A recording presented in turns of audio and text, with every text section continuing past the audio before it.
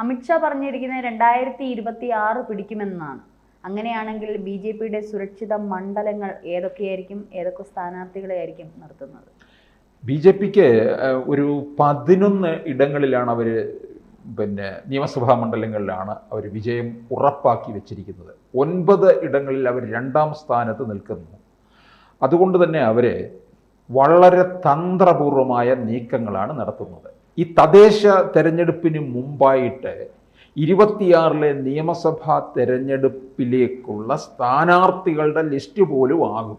കാരണം ഇപ്പോഴേ തദ്ദേശ സ്ഥാപനങ്ങളിലെ തെരഞ്ഞെടുപ്പ് നടക്കുന്ന ആ മണ്ഡലങ്ങൾ കേന്ദ്രീകരിച്ചുകൊണ്ട് അവർക്ക് സ്ഥാനാർത്ഥി ഇന്നാരാകും എന്നുള്ള രീതിയിൽ അപ്രഖ്യാപിതമായിട്ട് അവരെ ഏൽപ്പിച്ചിരിക്കുകയാണ്, അനൗദ്യോഗികമായിട്ട്.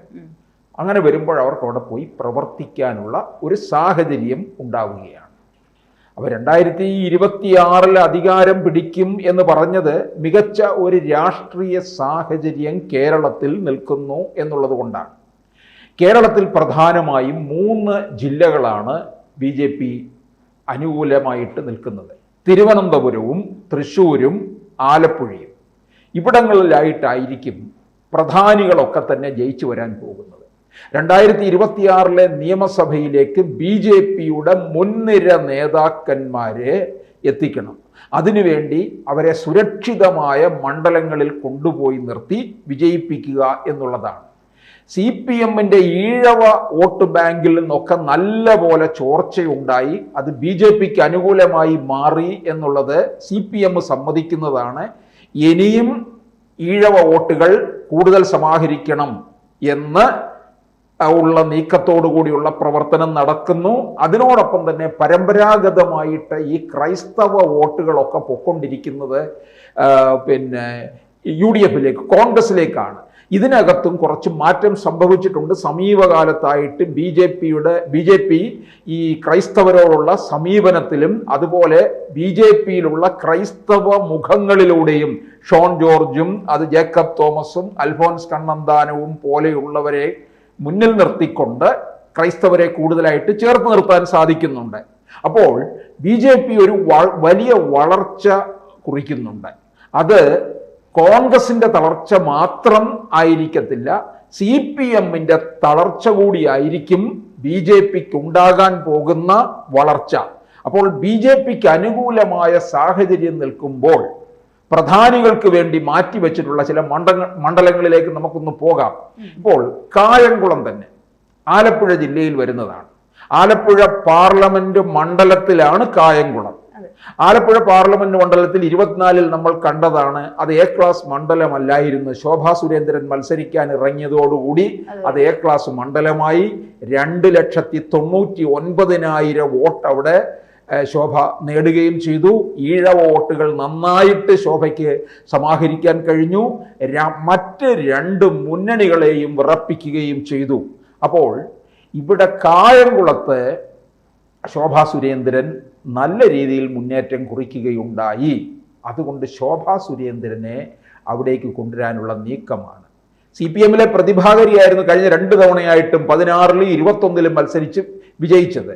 അവിടെ CPMുമായിട്ട് ചില കശവിശകളൊക്കെ പിന്നീട് അവസാനം ഉണ്ടാവുകയും ചെയ്തിട്ടുണ്ട്. അപ്പോൾ ഇവിടെ അതുപോലെ കായംകുളത്ത് കോൺഗ്രസിൽ നിന്ന് അരിതാ ബാബുവിനെ ആയിരിക്കും രംഗത്തിറക്കാൻ പോകുന്നത്. അരിതാ ബാബുവിന് പണ്ട് 21 തെരഞ്ഞെടുപ്പിൽ മറ്റുള്ളവർ CPMകാര് പാൽക്കാരി എന്ന് പറഞ്ഞ ആ ക്ഷീര കർഷകരെ പരിഹസിക്കുകയൊക്കെ ചെയ്തിട്ടുണ്ട്. അപ്പോൾ എന്തായാലും അവിടെ വനിതകൾ മത്സരിക്കുന്ന ശക്തമായ ത്രികോണ മത്സരമായിരിക്കും അവിടെ ഉണ്ടാകാൻ പോകുന്നത്. അപ്പോൾ ഈ ശോഭാ സുരേന്ദ്രൻ പലയിടങ്ങളിലും മത്സരിച്ചിട്ടുണ്ട്. 2016 പാലക്കാട് നിയമസഭാ മണ്ഡലത്തില്, പിന്നീട് 2019 ആറ്റിങ്ങൽ പാർലമെന്റ് മണ്ഡലത്തില്, 2021 കഴക്കൂട്ടം നിയമസഭാ മണ്ഡലത്തില്, 2024 ആലപ്പുഴ പാർലമെന്റ് മണ്ഡലത്തില്. ഇവിടെ ആലപ്പുഴ പാർലമെന്റ് മണ്ഡലത്തിൽ വരുന്ന ഹരിപ്പാട് രമേശ് ചെന്നിത്തലയുടെ മണ്ഡലമാണ്. അവിടെ BJP 2ാം സ്ഥാനത്താണ്. അത് രമേശ് ചെന്നിത്തല കൂടെ ഹാലിളകി നിൽക്കുകയാണ്. ഇനിയും BJPയോടെ മുന്നേറ്റം കുറിച്ചു കഴിഞ്ഞാൽ ചെന്നിത്തലയുടെ കാര്യം തന്നെ അവതാളത്തിലാകും. അല്ലെങ്കിലോ മുഖ്യമന്ത്രി പദം കിട്ടുമോ ഇല്ലയോ എന്നുള്ള കാര്യത്തിൽ തന്നെ അങ്കലാപ്പിൽ നിൽക്കുകയാണ്. അപ്പോൾ അവിടെ ശോഭാ സുരേന്ദ്രന് സുരക്ഷിതമായ മണ്ഡലം കൊടുത്ത് നിയമസഭയിൽ എത്തിക്കുക BJPയിലെ തീപ്പൊരിയാണ്. ആ തീപ്പൊരി നിയമസഭയിലും ഉണ്ടാകണം എന്നുള്ളത് കൊണ്ടാണ് രാജീവ് ചന്ദ്രശേഖർ കായംകുളത്തേക്ക് നിർത്തുന്നത്. അടുത്തത് പ്രധാനപ്പെട്ട മണ്ഡലമാണ്. 2016 BJPയുടെ കൈവെള്ളയിലേക്ക് ജനങ്ങൾ നീട്ടിവെച്ചു കൊടുത്തത് 2021 കൊണ്ടുപോയി അത് CPMന്റെ അണ്ണാക്കിലിട്ട് കൊടുത്തു. നേമം മണ്ഡലം. അവിടെ രാജീവ് ചന്ദ്രശേഖറാണ് ഇറങ്ങാൻ പോകുന്നത്.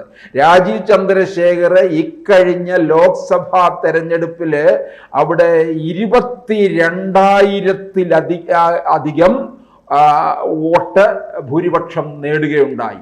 നേമം മണ്ഡലത്തില് ഈ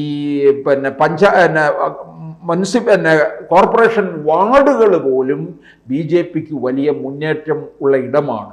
അതുകൊണ്ട് 2026 ആദ്യം കിട്ടിയ നിയമസഭാ മണ്ഡലം തിരിച്ചു പിടിക്കണം. അതിനുവേണ്ടി തന്നെയാണ് രാജീവ് ചന്ദ്രശേഖറിനെ ഇറക്കിയിരിക്കുന്നത്. രാജീവ് ചന്ദ്രശേഖർ ഇപ്പോൾ തിരുവനന്തപുരത്ത് തന്നെയാണല്ലോ BJPയുടെ സംസ്ഥാന അധ്യക്ഷനായി പ്രവർത്തിക്കുകയാണ്. അദ്ദേഹം തന്നെയാണ് ഇപ്പോൾ കരുക്കൾ മുഴുവൻ നീക്കിക്കൊണ്ടിരിക്കുന്നത്. മൂന്നാമത് വരുന്നത് BJPയുടെ അധ്യക്ഷ സ്ഥാനത്തേക്ക് പരിഗണിച്ച പേരുകളിൽ ഒന്നായ MT രമേശിന്റെ തട്ടകം കോഴിക്കോടൊക്കെ ആണെങ്കിലും അദ്ദേഹം മുമ്പ് ആറന്മുളയിലും പത്തനംതിട്ടയിൽ മത്സരിച്ചിട്ടുണ്ട് പാർലമെന്റ് മണ്ഡലത്തിൽ. അന്ന് വീണ ജോർജും ആന്റണിയുമായിരുന്നു. അപ്പോൾ MT രമേശിന് RSS പിന്തുണയുണ്ട്. ഇപ്പോൾ സംസ്ഥാന സംഘടനയുടെ ജനറൽ സെക്രട്ടറി കൂടിയാണ്. MT രമേശിന് തൃശ്ശൂർ ജില്ലയിലെ ഒരു സുരക്ഷിത മണ്ഡലമായിരിക്കും കൊടുക്കുക. MT രമേശിനെ സംബന്ധിച്ചിടത്തോളം അദ്ദേഹവും ഈ ജയിച്ച് നിയമസഭയിൽ എത്തേണ്ടത് അനിവാര്യമാണ്. BJPയിലെ ഒരു മുതിർന്ന നേതാവ് കൂടിയാണ്. നാലാമത് വരുന്നത് BJPയുടെ പുതിയ മുഖവും യുവനിരയിൽ നിന്നുമാണ് PC ജോർജിന്റെ മകനായ ഷോൺ ജോർജാണ്. ഷോൺ ജോർജ് ഈ ക്രൈസ്തവരെ മുഴുവൻ BJPയിലേക്ക് അടുപ്പിക്കുന്നതിൽ വളരെയധികം പ്രയത്നിച്ചിട്ടുള്ള ആളാണ്. ഇപ്പോൾ ക്രൈസ്തവ വിഭാഗത്തിനും ബിഷപ്പുമാർക്കും കേന്ദ്രത്തിൽ നിന്ന് എന്തെങ്കിലും കാര്യങ്ങൾ നേടണമെങ്കിൽ പോലും അത് ഷോൺ ജോർജ് വഴിയാണ്. ഷോൺ ജോർജ് രാജീവ് ചന്ദ്രശേഖറിന്റെ വിശ്വസ്തനുമാണ്, സംസ്ഥാന വൈസ് പ്രസിഡന്റ് കൂടിയാണ്. അങ്ങനെയുള്ള ഷോൺ ജോർജ് പറയുന്നത് തനിക്ക് പൂഞ്ഞാറോ പാലയോ തരിക, താൻ അവിടെ മത്സരിക്കാം, BJPക്ക് വിജയിച്ചില്ലെങ്കിലും വലിയൊരു മുന്നേറ്റം ഉണ്ടാക്കി കൊടുക്കാം എന്നുള്ള രീതിയിലാണ് പറയുന്നത്. പക്ഷേ സുരക്ഷിതമായ മണ്ഡലത്തിൽ കൊണ്ടുവന്ന് ജയിപ്പിച്ച് നിയമസഭയിൽ എത്തിക്കണം ഷോൺ ജോർജിനെ. കാരണം ഷോൺ ജോർജാണ് മുഖ്യമന്ത്രിയെ വിറപ്പിച്ച് നിർത്തിയിരിക്കുന്നത്. മുഖ്യമന്ത്രിയുടെ മകൾ വീണ വിജയന്റെ കേസ്, എക്സാലോജിക്ക് കാര്യങ്ങളെല്ലാം പുറത്തു കൊണ്ടുവരുന്നതിൽ ഷോണിന്റെ വിജയം എടുത്തു പറയേണ്ടതാണ്. ആലപ്പുഴയിലെ കുട്ടനാട് മണ്ഡലത്തിലാണ് ഷോണിനെ മത്സരിപ്പിക്കാൻ തീർച്ചപ്പെടുത്തിയിരിക്കുന്നത്. അവിടെ NCPയുടെ തോമസ് കെ തോമസ് ആണ് ഇപ്പോഴത്തെ MLA. NCP ആകെ പ്രശ്നത്തിൽ ആടി ഉലഞ്ഞുകൊണ്ടിരിക്കുകയാണ്. അപ്പോൾ മിക്കവാറും അത് CPMകാർ തന്നെ ആ സീറ്റ് എടുക്കുകയും ചെയ്യും. അപ്പോൾ കുട്ടനാട് എന്ന് പറയുന്നത്, കുട്ടനാടിൻ്റെ ഒരു നല്ല ഭാഗം കോട്ടയം ജില്ലയുടെ അതിർത്തിയുമായിട്ടും പങ്ക് വയ്ക്കുന്നതാണ്, ആലപ്പുഴ ജില്ലയുമായിട്ട് നിൽക്കുന്ന ഇടമാണ്. അപ്പോൾ കുട്ടനാട്ടില് ക്രൈസ്തവർ കൂടുതലുള്ള ഇടം കൂടിയാണ്. അപ്പോൾ തീർച്ചയായിട്ടും ഷോൺ ജോർജിന് അത് അനുകൂലമായ സാഹചര്യമാണ്. അഞ്ചാമത് വരുന്നത് മുൻ കേന്ദ്രമന്ത്രിയായിരുന്ന V മുരളീധരന് ഇവിടെ ആറ്റിങ്ങലിൽ വലിയ മുന്നേറ്റം ഉണ്ടാക്കിയിട്ടുള്ള ഒരു സ്ഥാനാർത്ഥിയായിരുന്നു. ആറ്റിങ്ങൽ പാർലമെന്റ് മണ്ഡലത്തിലെ ഏതെങ്കിലും സുരക്ഷിതമായ ഇടത്തിൽ കൊണ്ടുവന്ന് മത്സരിപ്പിച്ച് നിയമസഭയിൽ എത്തിക്കുക. അപ്പൊ 5 പ്രമുഖരെയാണ് നിയമസഭയിലേക്ക് എത്തിക്കാൻ പോകുന്നത്. ശോഭാ സുരേന്ദ്രൻ കായംകുളത്ത് നിന്ന്, രാജീവ് ചന്ദ്രശേഖർ നേമം മണ്ഡലത്തിൽ നിന്ന്, MT രമേശിനെ തൃശ്ശൂർ പാർലമെന്റ് മണ്ഡലത്തിലെ ഏതെങ്കിലും ഒരു സുരക്ഷിത മണ്ഡലത്തിൽ നിന്നും, ഷോൺ ജോർജിനെ കുട്ടനാട്ടിൽ നിന്നും, V മുരളീധരന് ആറ്റിങ്ങൽ